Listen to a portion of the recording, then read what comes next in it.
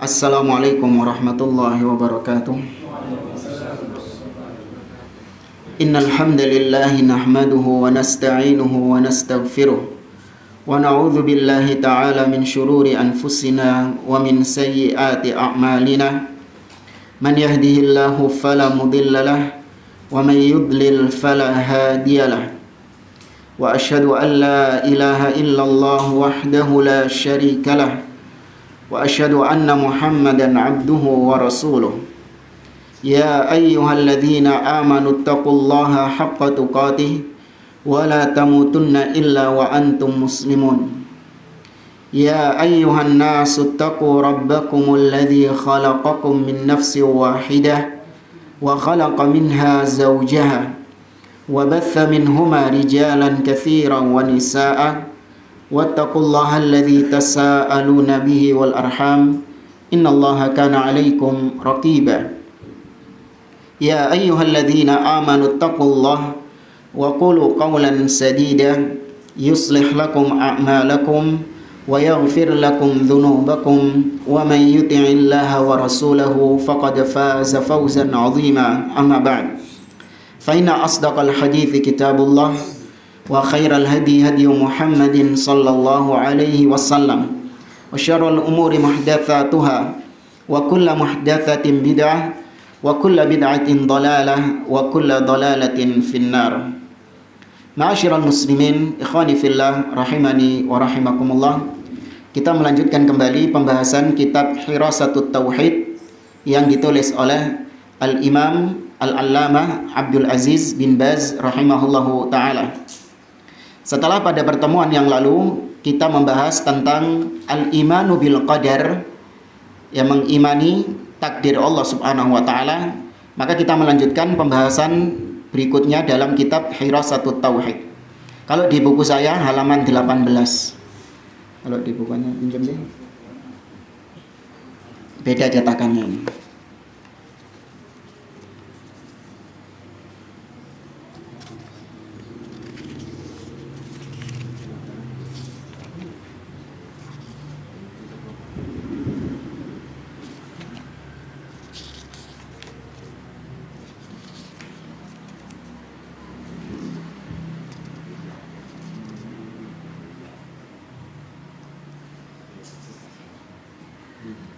Halaman 13 kalau yang di situ.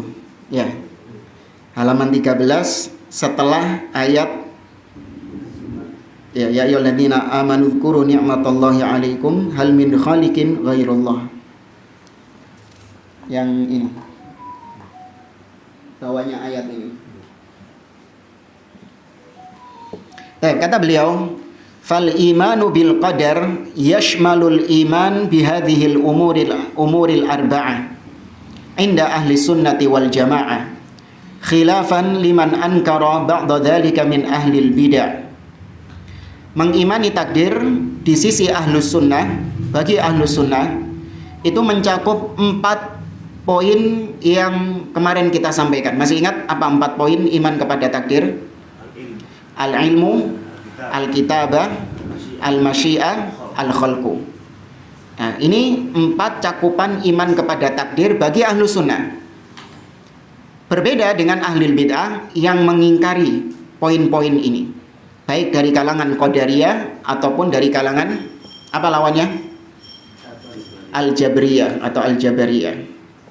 Tapi ini sudah kita bahas panjang lebar. Wa yadkhulu fil imani billah i'tiqadu annal imana qaulun wa amalun yazidu bit ta'ah wa yanqusu bil ma'siyah. Dan termasuk iman kepada Allah Subhanahu wa taala, di antara bentuk keimanan kepada Allah yaitu mengimani, meyakini bahwa iman, yang namanya iman itu mencakup ucapan dan perbuatan. Bertambah dengan ketaatan kepada Allah, dan iman itu berkurang dengan kemaksiatan kepada Allah Subhanahu wa taala. Pertanyaannya, beliau di sini cuma menyebutkan iman itu ucapan dan perbuatan. Padahal ada satu lagi yang nggak disebutkan sama beliau. Apa yang termasuk iman? Keyakinan di dalam hati. Apakah berarti beliau sesat karena cuma menyebutkan dua? Karena Ahlus Sunnah itu, iman itu adalah keyakinan di dalam hati, ucapan di lisan, dan perbuatan anggota tubuh. Tapi kenapa di sini beliau cuma menyebutkan ucapan dan perbuatan? Hati, keyakinan nggak disebut. Apakah beliau menyelisihi Ahlus Sunnah? Ini kalau orang nggak cermat, mungkin tergesa-gesa akan mengatakan, wah ini Syekh Abdul Aziz bin Baz menyimpang karena mengatakan iman itu cuman ucapan dan perbuatan saja, keyakinan nggak masuk bagian iman. Padahal ucapan itu terbagi dua, perbuatan juga terbagi dua. Ada yang namanya qaulul lisan dan ada namanya qaulul qalbi. Ya, saya ulangi, ada namanya qaulul lisan dan qaulu al-qalbi, ucapan lisan dan ada ucapan hati. Demikian juga amal. Ya, amal itu ada amalul lisan dan ada amalul jawarih, perbuatan anggota badan. Jadi ada dua tadi, ucapan lisan dan perbuatan lisan. Apa bedanya? Qaulul lisan dan amalul lisan. Ucapan lisan dan perbuatan lisan. Apa bedanya? Kalau ucapan lisan adalah apa-apa yang kita diwajibkan oleh Allah untuk membenarkan hal tersebut. Apa-apa yang kita diwajibkan oleh Allah untuk mengucapkan hal tersebut, untuk mengucapkan hal tersebut. Seperti apa? Syahadat. Itu wajib. Maka itu masuk qaulul lisan, ucapan lisan. Karena ucapan yang wajib diucapkan. Sedangkan amalul lisan, perbuatan lisan, yaitu apa-apa yang termasuk mustahab. Seperti berzikir kepada Allah, bersalawat kepada Nabi SAW, itu termasuk amalan lisan. Bingung jamaah? Hah? Bapak-bapak yang belakang? Saya ulangi tak? Makan juga amalan lisan. Hah? Makan. Lunda, ini yang termasuk agama, bukan termasuk perkara duniawi. Enggak makruh kan itu. Ini yang masuk bagian din ya, masuk bagian agama, bukan masuk perkara-perkara yang mubah. Mubah. Iya. Seperti misalnya, saya ulangi lagi, mungkin sebagian nggak paham atau saya yang jelasinnya terlalu ribet. Ada qaulul lisan dan amalul lisan. Qaulul lisan, ucapan lisan. Sedangkan amalul lisan adalah perbuatan lisan. Apa bedanya ucapan lisan dan perbuatan lisan? Kalau ucapan lisan adalah apa-apa yang Allah wajibkan kita untuk mengucapkannya. Seperti dua kalimat syahadat, wajib mengucapkan, maka itu termasuk ucapan lisan. Sedangkan amal lisan, perbuatan lisan, yaitu apa-apa yang tidak diwajibkan, artinya alias mustahab. Berzikir, bersolawat, ya, dan seterusnya. Kemudian hati. Ada qaulul qalbi dan ada amalul qalbi. Ada ucapan hati dan ada perbuatan hati. Sama seperti tadi. Ucapan hati dan perbuatan hati. Kalau ucapan hati itu adalah apa-apa yang Allah wajibkan kita untuk kita yakini kebenarannya. Ya, apa-apa yang Allah wajibkan kita untuk kita yakini kebenarannya. Seperti kita meyakini tentang rububiyah Allah. Kita meyakini tentang asma wa sifat. Kita meyakini tentang surga dan neraka. Ya, kita meyakini apa-apa yang Allah wajibkan untuk kita yakini disebut qaulul qalbi. Sedangkan amalul qalbi yaitu yang Allah perintahkan kita untuk kita melakukannya. Hukumnya secara asal mustahab. Seperti khauf, takut kepada Allah, roja, mengharap kepada Allah. Ya, kemudian mahabbah, cinta, dan seterusnya. Itu amalul qalbi. Paham bedanya? Ya, ini pembagian saja sih. Ya, hanya rincian saja supaya nanti antum nggak menyalahkan penulis karena cuma menyebutkan dua tok, qaulun dan amalun. Paham jamaah? Ya. Dan ada satu lagi yaitu amalul jawarih, perbuatan anggota badan. Berarti ada 5 tadi. Qaulul lisan dan amalul lisan. Qaulul qalbi dan amalul qalbi. Dan yang terakhir amalul jawarih. Ya, perbuatan anggota badan. Ya, seperti sholat, ya, puasa, umroh, haji, dan seterusnya.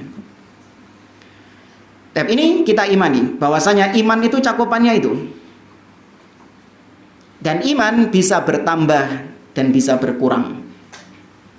Ya, iman itu enggak stagnan, mandek. Tapi keimanan itu bisa naik dan bisa turun, bisa pasang dan bisa surut. Itu keyakinan Ahlus Sunnah.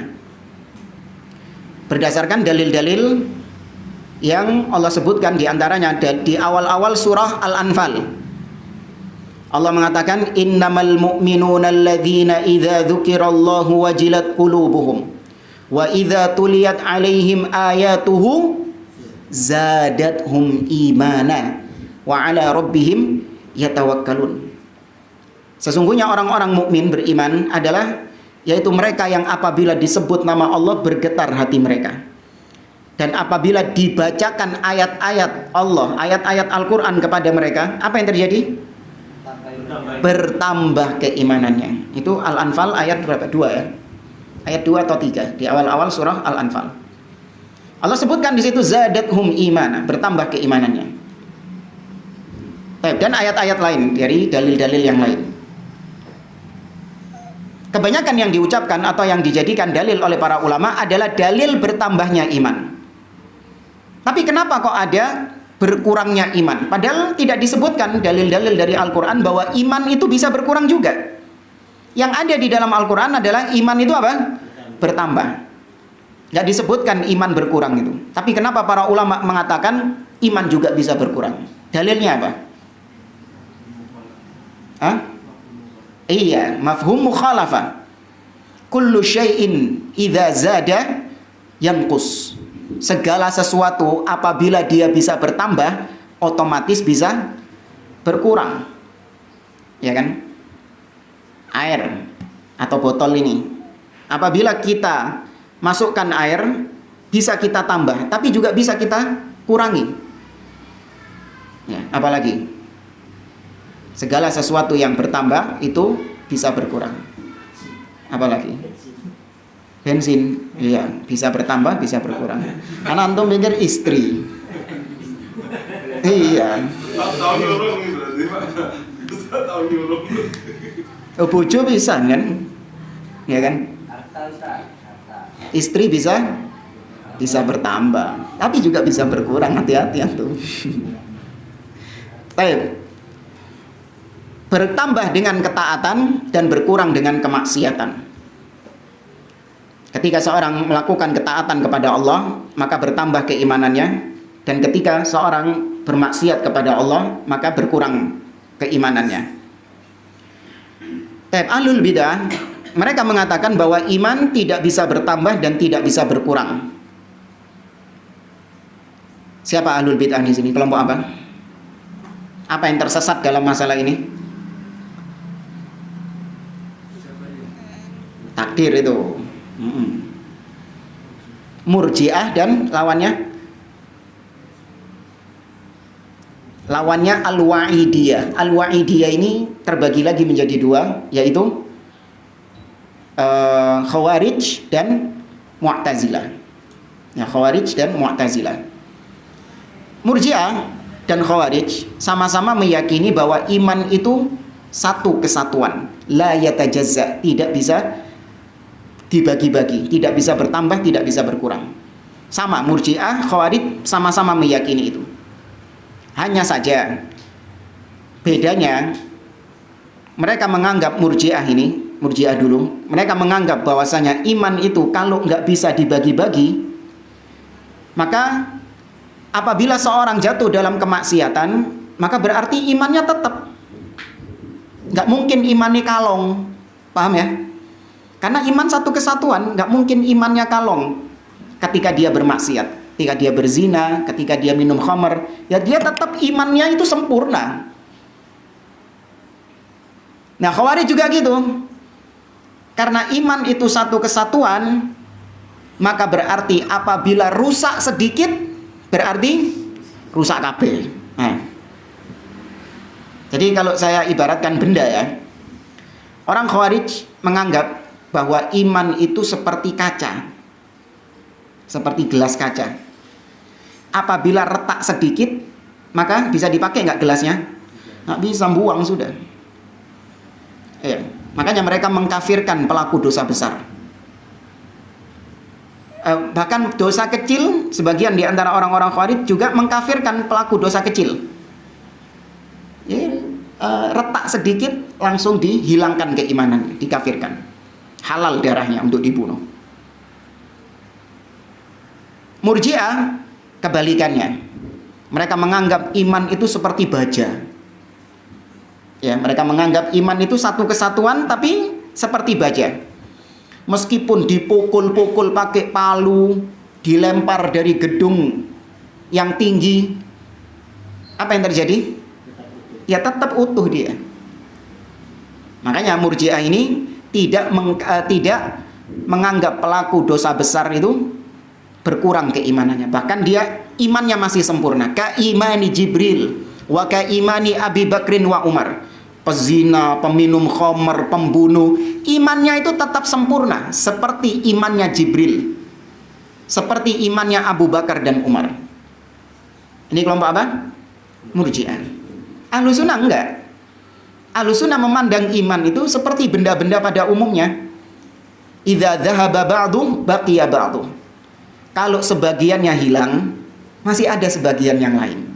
Selama yang hilang itu bukan komponen yang penting. Kalau yang hilang itu komponen penting, iya, Ahlussunnah mengatakan barangnya nggak bisa dipakai lagi, alias orangnya sudah apa? Kafir. Contoh, sepeda motor. Apabila hilang spionnya, sepeda motor nggak? Masih sepeda motor. Apabila hilang lampunya, sepeda motor, masih sepeda motor. Apabila hilang joknya, joknya hilang, masih sepeda motor, masih sepeda motor. Tapi kalau yang hilang itu sudah komponen yang penting, yang paling penting, di mana dia nggak bisa dianggap lagi sebagai sepeda motor, nah itu baru mesinnya hilang, ya kan? Atau apa? Bannya hilang. Bodinya hilang. Itu hilang kabeh berarti. Berarti hilang kabeh. Kalau komponen-komponen yang penting ini hilang, maka iya, berarti dia sudah nggak bisa dipakai lagi. Maka sama, Ahlussunnah juga demikian. Kalau komponen yang rusak itu adalah komponen yang penting dari seseorang, seperti tauhidnya yang hilang, berarti imannya kemana? Hilang semua. Tauhidnya hilang, ini komponen penting, nggak boleh hilang. Tapi kalau yang hilang itu adalah sebagiannya saja, akhlaknya mungkin hilang, atau apalagi muamalahnya mungkin hilang, dan seterusnya. Ya, maka dia berkurang kualitasnya, tapi dia masih tetap mukmin. Sebagaimana sepeda motor. Ketika spionnya hilang, lampunya hilang, joknya hilang tadi, dia tetap sepeda motor, tapi kualitasnya sudah apa? Sudah turun dia. Kualitasnya sudah menurun. Ya, kalau dijual juga harganya turun. Paham ya? Ini permisalan dari ana sendiri itu tadi. untuk memudahkan pemahaman saja. Perbedaan antara Murji'ah, Khawarij dan Ahlus Sunnah. Antum nggak dapati itu di kitab ulama. Mana kata Ustadz spion? Nggak ada. Itu murni dari ana sendiri. Hanya untuk memudahkan pemahaman antum saja. Ya, yang ada penjelasannya dari para ulama adalah tadi Murji'ah dan Khawarij sama-sama memandang iman satu kesatuan, tidak terpisah-pisahkan. Bisa dipahami jamaah perbedaan tiga hal ini? Nah, ini penting supaya nanti kita nggak jatuh dalam masalah takfir, ya, vonis kafir secara serampangan, dan juga kita tidak jatuh dalam kesesatan Murji'ah yang bermudah-mudahan dalam kemaksiatan, menganggap maksiat itu bukan termasuk hal yang bisa membatalkan keimanan atau mengurangi keimanan. Iman bisa bertambah dan berkurang selain dalilnya dari Al-Quran dan Sunnah, juga dalil secara ijma', konsensus disepakati oleh para ulama bahwasanya iman itu bisa bertambah dan bisa berkurang. Dinukil kesepakatan oleh Al-Imam Al-Bukhari rahimahullahu ta'ala, yang dikenal kemudian dengan Mu'taqad Al-Bukhari, akidahnya Imam Bukhari. Ya, kalau antum ingin tahu akidahnya Imam Bukhari ini dicuplik oleh Al-Imam Al-Lalikai dalam kitabnya Syarah Usul I'tiqad Ahli Sunnah wal Jamaah.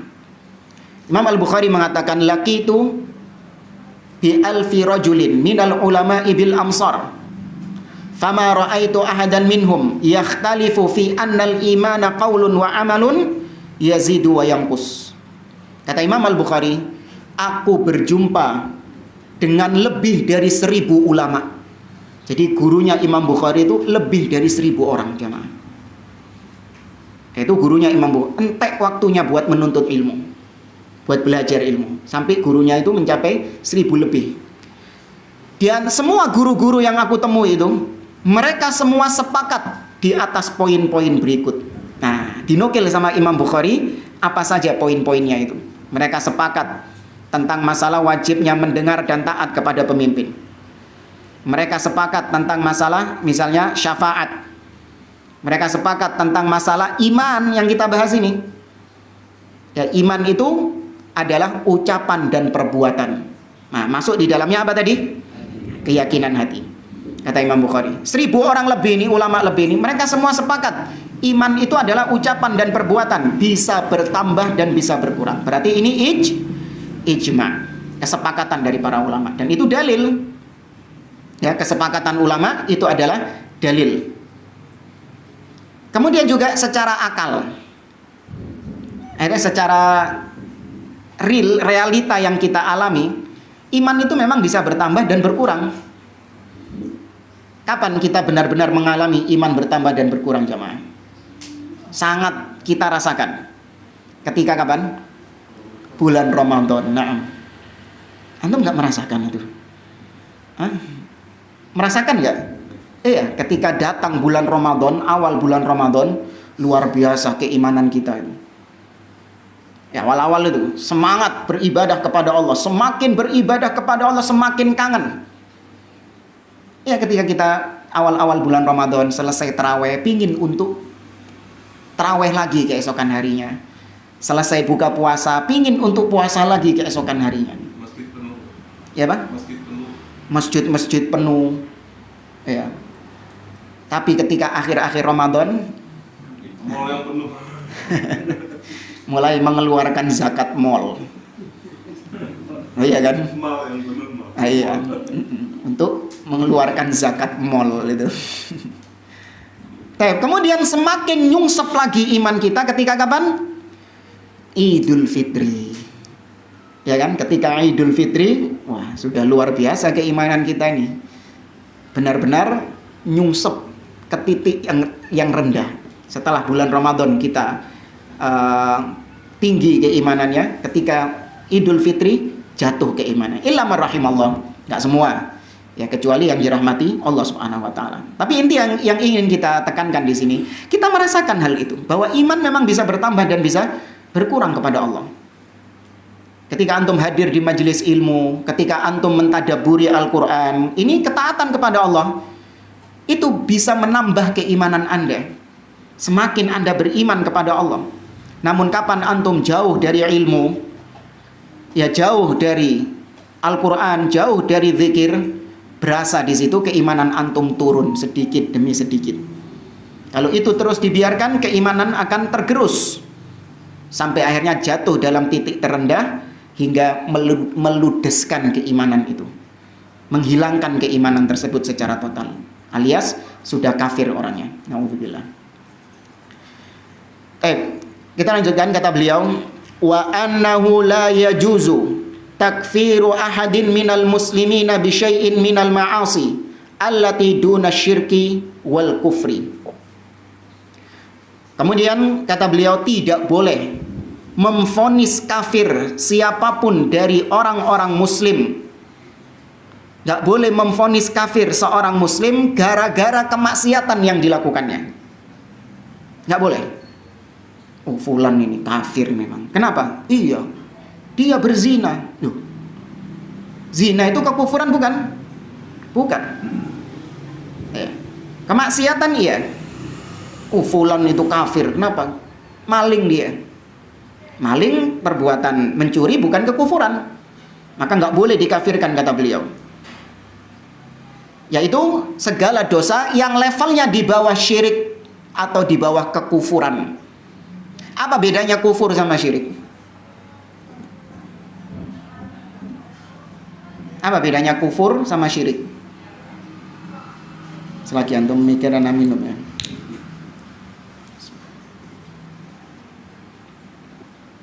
Kufur lebih umum daripada syirik. Syirik itu salah satu bentuk kekufuran. Kufur itu apa cuman syirik toh? Banyak macamnya. Seperti misalnya klaimnya orang-orang Yahudi. Orang-orang Yahudi itu mereka mengklaim bahwa oh, kami sama seperti Muslim, nyembah Allah juga, tauhid. Beda sama Nasrani. Kalau Nasrani nyembahnya Nabi Isa, kami nggak kayak gitu, kata Yahudi. Kami nyembah Allah sama seperti orang-orang Islam. Cuman bedanya kami nggak mengakui Nabi Muhammad. Kami masih berpegang dengan ajaran Musa, ajaran Taurat. Ini klaim mereka, klaim saja. Padahal kenyataannya mereka ya syirik. Itu ngakunya saja. Oh enggak, kami bertauhid. Katakan mereka tidak berbuat syirik. Katakan mereka tetap nyembah Allah Subhanahu wa taala tapi pakai syariatnya Taurat Nabi Musa. Enggak mengakui Nabi Muhammad SAW. Maka ini perbuatan apa? Syirik atau kufur? Kufur.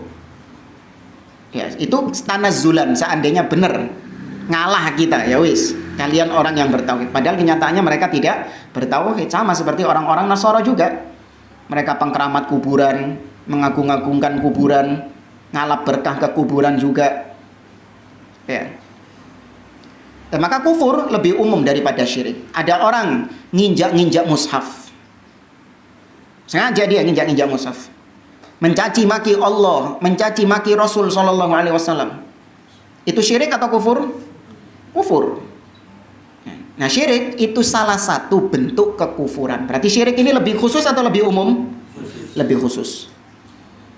Makanya keliru kalau orang ketika menerjemahkan ayat dalam surah An-Nisa, innallaha la yaghfiru ay yushraka bihi wa yaghfiru ma duna dzalika liman yasha. Sesungguhnya Allah tidak mengampuni syirik. Ya kan? Dan Allah masih mengampuni apa biasa diterjemahkan? Selain syirik. Ini keliru. Yang dimaksud duna syirk, duna dzalik, yaitu yang di bawah kesyirikan. Tapi kalau yang selevel sama kesyirikan, tetap diampuni atau enggak? Enggak diampuni. Iya, kalau mati belum bertobat enggak diampuni sama Allah. Kenapa? Karena setara dengan kesyirikan, yaitu sama-sama kufur. Paham jemaah? Ya.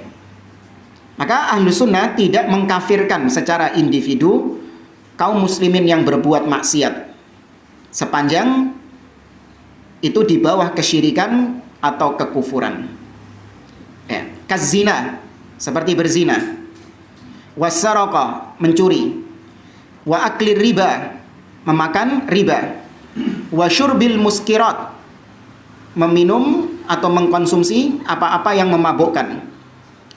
Wa uquqil walidain, durhaka kepada kedua orang tua. Wa ghairi dzalik minal kabair ma lam yastahilla dzalik. Dan dosa-dosa lain yang termasuk dosa-dosa besar itu.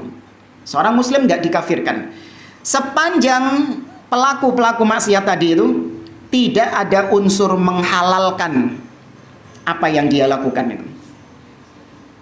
Bahkan kalaupun dia nggak melakukannya tapi menghalalkan, maka berarti itu juga perbuatan apa? Kufur. Ada orang nggak berzina. Enggak, saya nggak mau zina. Saya menjaga kehormatan saya untuk tidak berzina. Saya jaga wibawa saya. Iya. Tapi ketika ditanya, emang hukumnya zina apa? Nggak apa-apa kalau sama-sama suka. Iya, kayak dulu viral seorang dokter, nggak apa-apa kalau sama-sama suka. Ana sendiri nggak berzina, cuman ana nggak mengharamkan, ana menghormati orang yang berzina. Ana ada tuh orang-orang kayak gitu itu. Ya. Ana sendiri nggak melakukan, cuman ana nggak melarang kalau ada orang yang berbuat seperti itu. LGBT. Ya, dia mengatakan, ana bukan LGBT. Dan ana sendiri nggak mau menjadi LGBT. Tapi ana nggak mengharamkan orang-orang yang melakukan perbuatan LGBT itu. Maka ini lebih parah daripada yang LGBT-nya, jemaah. Sahih? Iya. Yang ini lebih parah daripada yang LGBT-nya. Oleh karenanya Syekh Abdul Aziz Ar-Rayis, beliau mengatakan bahwa pelaku LGBT secara asal mereka itu kafir atau tidak? Tidak. Tapi kalau mereka, ini perhatikan nih, tapi kalau mereka terang-terangan, ya mereka terang-terangan menyatakan bahwa saya adalah pelaku LGBT, menampakkan ke LGBT-annya, maka ini bisa dikafirkan. Kenapa? Ketika dia menampakkan hal tersebut, maka berarti ada unsur apa? Menghalalkan. Beda sama LGBT yang mungkin masih menyembunyikan identitasnya. Maka ini kabair, dosa besar dia, tapi nggak sampai taraf apa? Kafir. Tapi kalau sudah menambahkan sampai rabi, jamaah, naudzubillah, sampai menikah dan terang-terangan bangga dengan pernikahannya itu, maka orang seperti ini dikafirkan oleh para ulama. Ya, tentunya setelah iqamatul hujjah, karena takfir muayyan. Tapi secara umum kalau kita ditanya perbuatannya itu masuk perbuatan kufur. Ustadz, apa hukumnya seorang homo atau lesbian yang menikah secara terang-terangan? Apa hukumnya perbuatannya? Jangan bilang maksiat, apa? Kufur, kafir. Hukum secara apa ini? Umum. Adapun individu-individunya perlu adanya iqamatul hujjah, rincian. Ya, tapi perbuatannya lantang Anda katakan perbuatan kufur. Ya, tapi kalau yang tadi masih menyembunyikannya, nah ini kabair, dosa besar, maksiat. Boleh saya potong sedikit? Iya. Supaya masih nyambung. Apa itu berlaku untuk semua maksiat? Tidak. Yang menampakkan itu. Seperti contohnya maling lah, terang-terangan, merampok terang-terangan, apa dia bisa kena gitu? Soal kayak menghalalkan. Kalau misalnya perbuatan yang memang tidak ada syubhat di dalamnya, maka iya, sama seperti tadi hukumnya, bisa dikafirkan juga. Karena tidak ada syubhat. Merokok terang-terangan? Nah, kalau merokok, sebagaimana disebutkan oleh Syekh Abdul Aziz Ar-Rajihi dalam kitabnya Syarah Usul Sunnah, orang yang merokok itu terang-terangan melakukan perbuatannya, nggak bisa dikafirkan karena ada syubhat. Ada talbis. Tahu talbis? Iya, ada sisi mencampur adukkan antara hak dan batil. Dan banyak orang-orang di luar sana yang berbicara bahwa rokok hukumnya apa? Makruh. Ya, maka meskipun rokok ini terang-terangan ngerokok, maka dia berbeda hukumnya dengan LGBT tadi. Karena ada syubhat di situ. Sama juga dengan riba. Ya, riba terang-terangan orang melakukan riba. Ya, tapi nggak bisa dikafirkan secara langsung. Kenapa? Ada syubhat di situ. Ada banyak dai-dai dhalal, dai-dai sesat yang menebarkan syubhat tentang boleh kalau ribanya itu tidak berlipat-lipat. Ya ayyuhalladzina amanu la ta'kulur riba ad'afan mudha'afa. Wahai orang-orang beriman, jangan kalian memakan riba riba yang berlipat-lipat, banyak lipatannya. Kalau lipatannya sidik nggak apa-apa berarti gitu. Banyak syubhat di situ. Maka orang yang jatuh di dalam perbuatan tersebut itu tidak bisa langsung divonis menghalalkan. Beda dengan LGBT. LGBT ini bahkan orang yang nggak ngaji sekalipun tahu kalau itu perbuatan apa? Perbuatan dosa, perbuatan haram. Paham maksud saya ya? Maklum, ada istilah maklumun minad-din bid-darurah, yaitu sesuatu yang diketahui di dalam agama ini, bahkan sampai orang-orang awam sekalipun tahu tentang hal tersebut. Bukan hanya penuntut ilmu yang ngaji seperti antum gini, enggak. Wong-wong sing cangkruk di warkop-warkop iku perlu. Ya, tanya, Pak, hukumnya LGBT apa? Enggak boleh. Paling enggak dia ngomong gigi dulu. Iya. Kalau secara normal. Fitrahnya ya. Itu maklum minad-din bid-darurah. Nah, ketika ada orang yang menampakkan, ya berarti nggak ada syubhat di situ.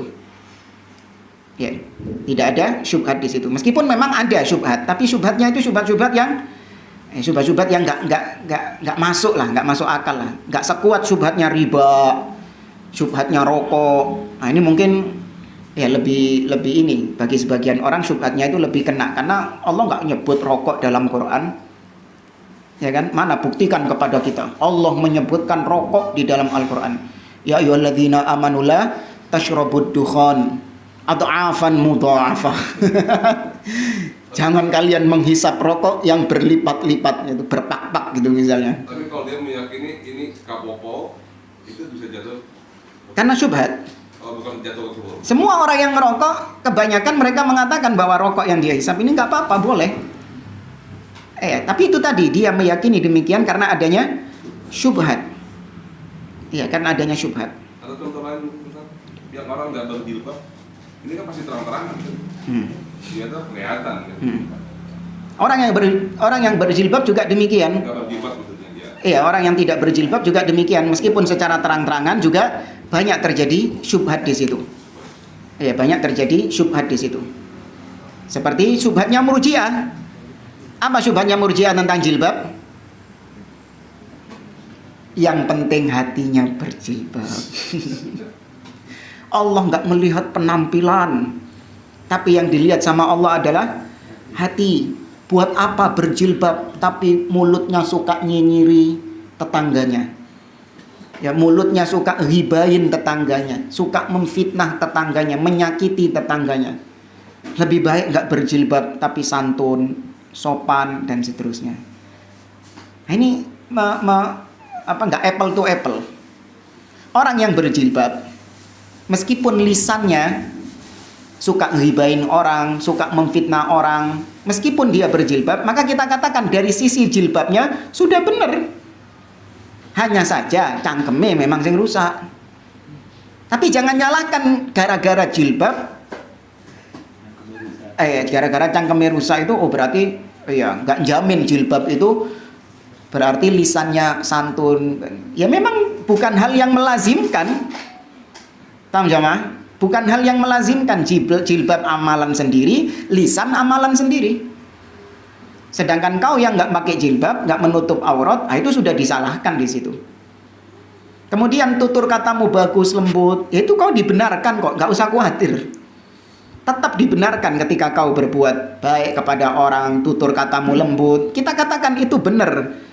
Ya, mulutmu benar kalau kayak gitu. Tapi perbuatanmu yang kau membuka aurat tetap kita salahkan. Jangan hanya bergantung gara-gara saya ini jujur, berarti saya meskipun nggak berjilbab nggak apa-apa gitu. Boleh kok enak. Yang penting kan jujur gitu. Enggak.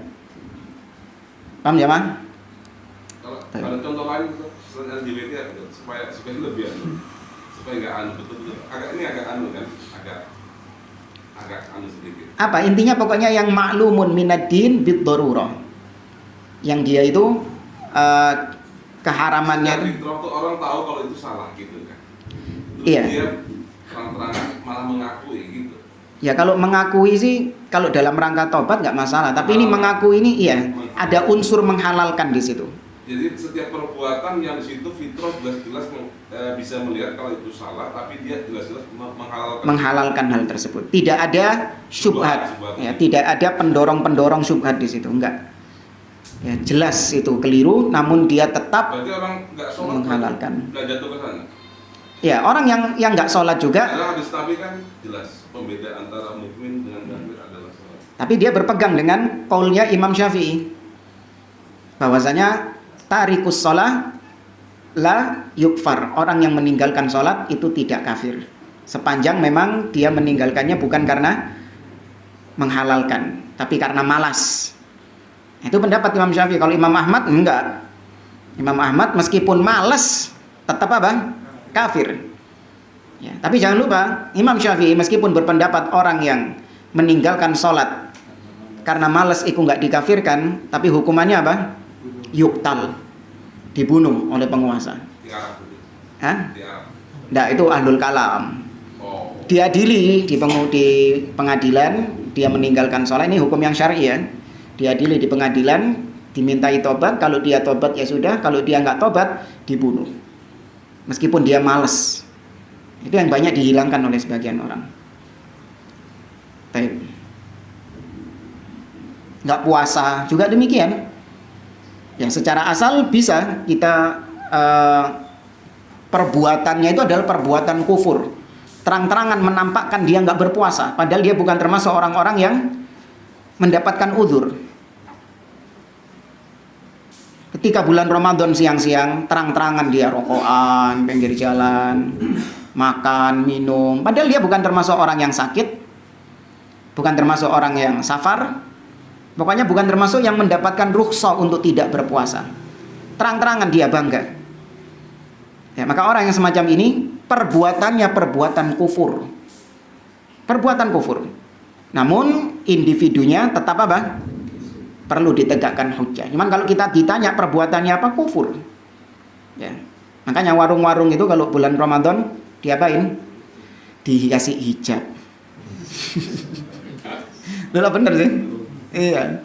Kita kalau bulan Ramadan ngelihat warkop-warkop itu sikil tok isine. Wonge gak ana sikil tok iki.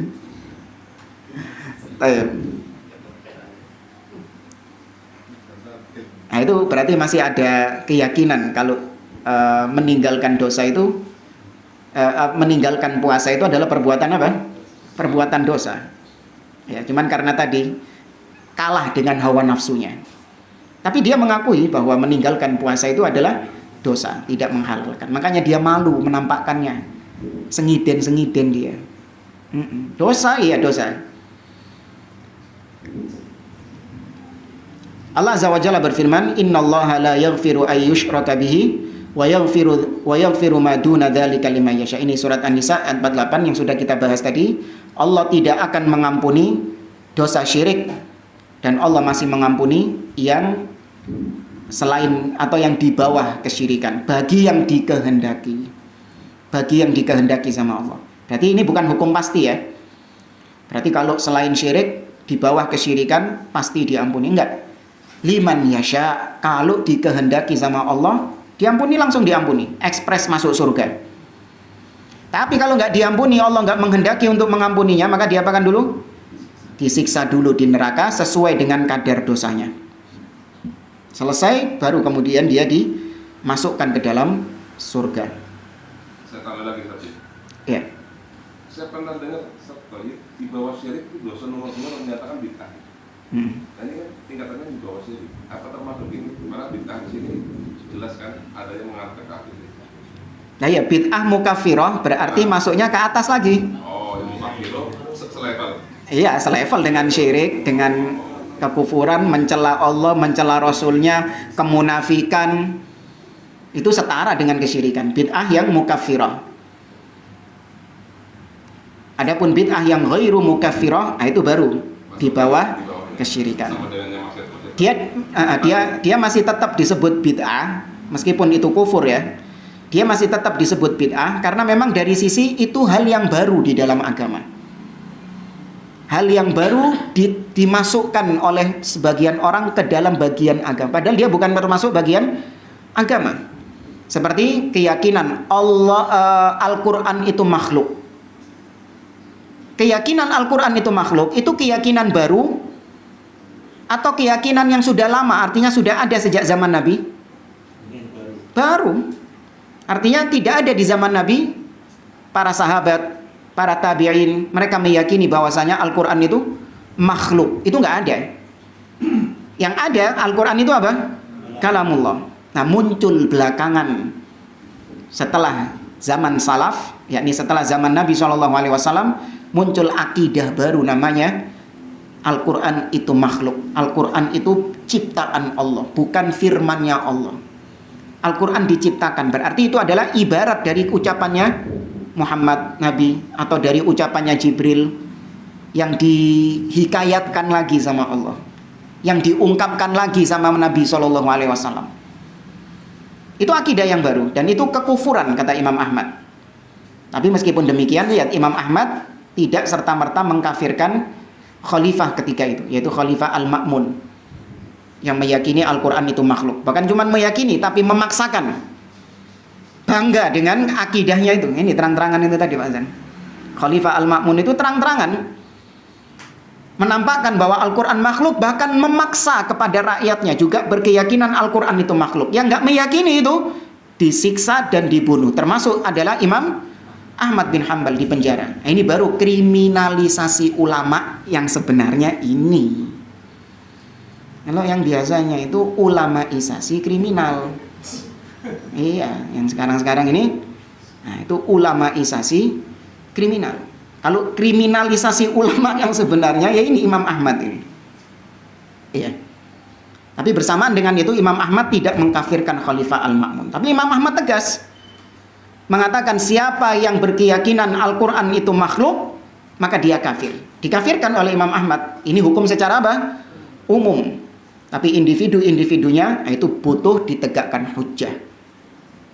Makanya rektor itu yang mengatakan zina itu halal, itu pernah ditanyakan ke Syekh Ibrahim Ar-Ruhaili hafizahullah ta'ala, pelakunya tetap nggak bisa dikafirkan dulu. Padahal kalau kita lihat parah nggak itu? Parah. Ini gemes ingin mengkafirkan. Cuman ya sudah, inilah syariat kita, tidak gegabah mengkafirkan. Karena mengkafirkan ini haknya pengadilan, haknya penguasa, haknya ulama, afwan. Haknya ulama. Kalau dalam syariat Islam ada qadhi yang nanti akan menghukumi fulan ini kafir murtad dari Islam atau tidak.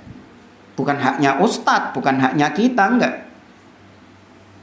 Kenapa? Karena dampaknya ini orang ketika dikafirkan itu ada rentetannya loh.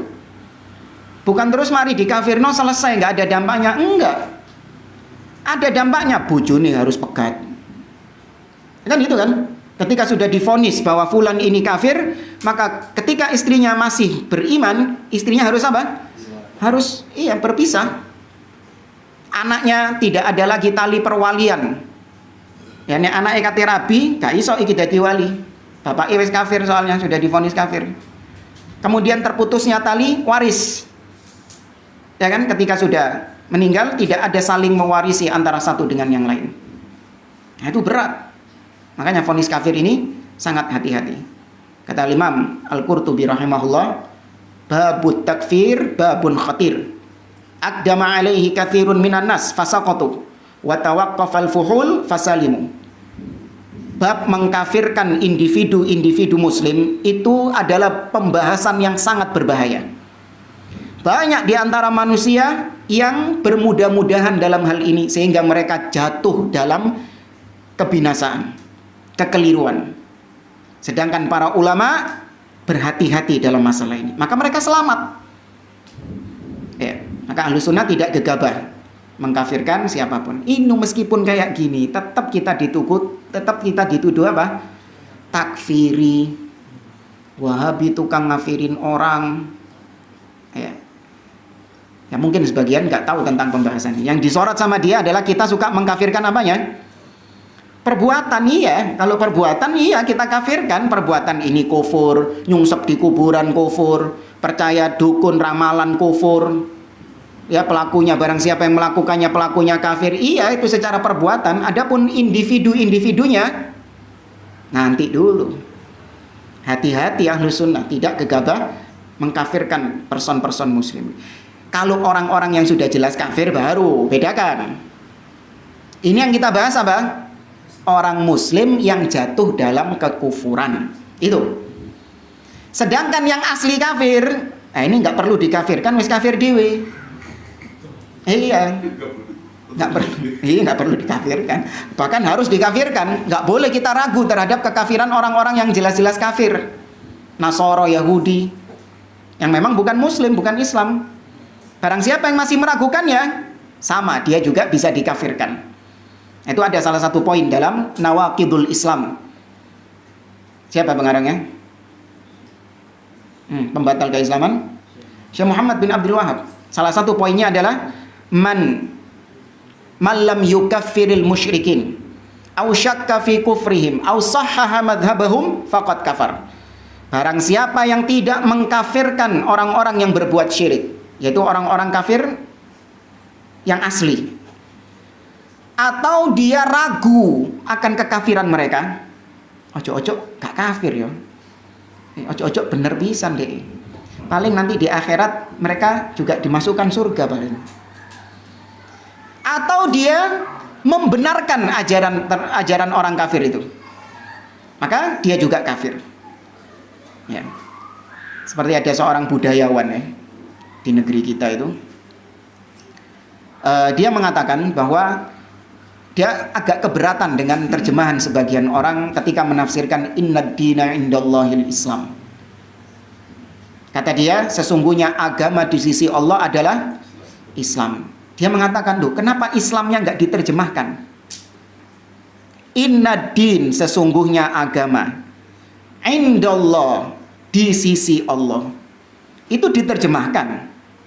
Tapi kenapa ketika menyebutkan Islam, innad dina indallahil Islam, kenapa ketika Islam kok nggak diterjemahkan juga? Terjemahin dong, kata dia. Apa terjemahan Islam? Salam, artinya peace.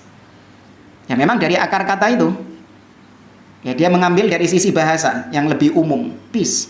Berarti maknanya adalah apapun agama yang damai, maka pasti Allah akan menerima, ada di sisi Allah Subhanahu wa taala. Enggak terbatas cuman Islam ini, enggak. Mau dia Yahudi, mau dia Nasrani, selama dia peace, membawa salam, membawa kedamaian, maka dia di sisi Allah, diridhoi sama Allah Subhanahu wa taala. Ini apa namanya? Syubhat. Benar ya Bang mantanya. Nah, itu dia mengambil Islam secara umum. Padahal Islam yang dimaksud di situ artinya apa? Berserah diri. Apa artinya berserah diri ini? Tunduk. Berarti apa? Ruhnya Islam tauhid.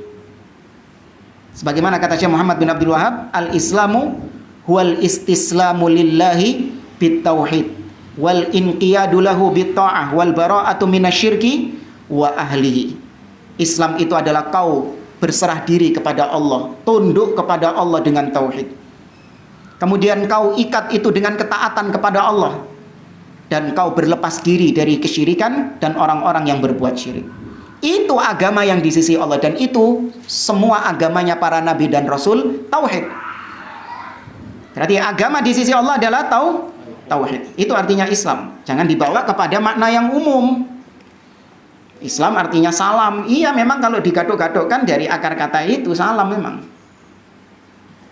Ya. Kok bahas itu Anda tadi?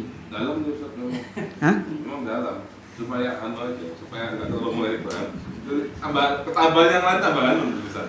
Fokus ke sini tapi gitu loh. Iya, enggak tadi kok nyebut itu tuh bahas apanya? Itu masalah kufur, perbuatan kufur. Oh iya. Termasuk ada omongan begini Ustaz, semua agama baik. Semua agama baik. Semua agama sama. Mengajarkan kebaikan. Bisa ucapan kufur. Kalau dia memaksudkan bahwa untuk menyamakan antara Islam dengan agama yang lain dari sisi sama-sama jalan menuju surga, dengan itu dia mentolerir kebenaran pada agama-agama lain dianggap benar, yakni agama yang juga sama-sama sah di sisi Allah, maka kekufuran. Tapi kalau yang dimaksudkan adalah semua agama mengajarkan kebaikan, yaitu kebaikan dari sisi akhlak, dari sisi moral. Nah, kita nggak menutup mata kalau moral-moral seperti ini juga ada dalam agama-agama lain kan. Agama lain juga tidak mengajarkan untuk berkata kotor. Nggak ada agama menyuruh maling, nggak ada. Ya, tidak melarang mencuri, melarang ini. Ya, kalau itu kita nggak menutup mata. Tapi kan itu kebaikan yang sifatnya kebaikan moral. Di mana kebaikan moral ini kebanyakan tanpa ada kitab sekalipun, fitrah kita sudah menerima hal itu. Tanpa ada wahyu, fitrah kita menerima itu sebagai moral, bentuk manusiawi. Loh ya nggak jamaah? Antum tahu mencuri itu perbuatan yang jelek. Apakah nunggu ayat Al-Quran? Dengan fitrah antum juga sudah bisa menetapkan mencuri itu perbuatan jelek. Berzina, apakah nunggu wahyu atau harus dengan Al-Quran antum mengatakan zina itu haram? Zina itu perbuatan jelek?